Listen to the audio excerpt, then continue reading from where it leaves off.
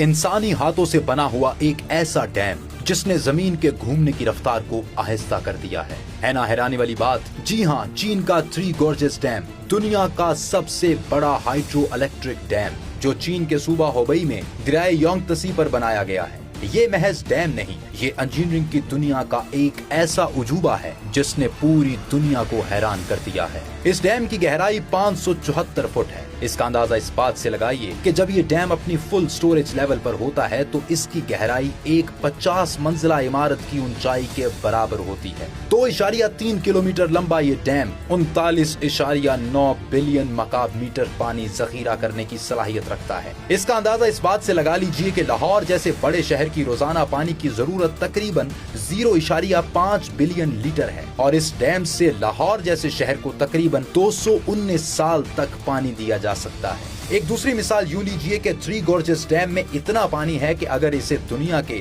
सबसे बड़े ट्रकों में लादा जाए तो ये काफिला जमीन से चांद तक कई बार आ जा सकता है। माहिरीन के मुताबिक इस डैम में इतना ज्यादा पानी जखीरा होता है कि जब ये भर जाता है तो दिन की लंबाई 0.06 माइक्रो सेकेंड बढ़ जाती है। इस डैम में कुल 34 टरबाइन लगे हैं जो सालाना 100 अरब यूनिट बिजली पैदा करते हैं। यानी ये अकेला डैम पूरे पाकिस्तान को बिजली दे सकता है। दुनिया का यह सबसे बड़ा डैम बनाने के लिए चीन को 18 साल लगे। पाकिस्तान को एक ऐसा ही डैम बनाने के लिए कितना अरसा दरकार होगा? कमेंट में बताइए।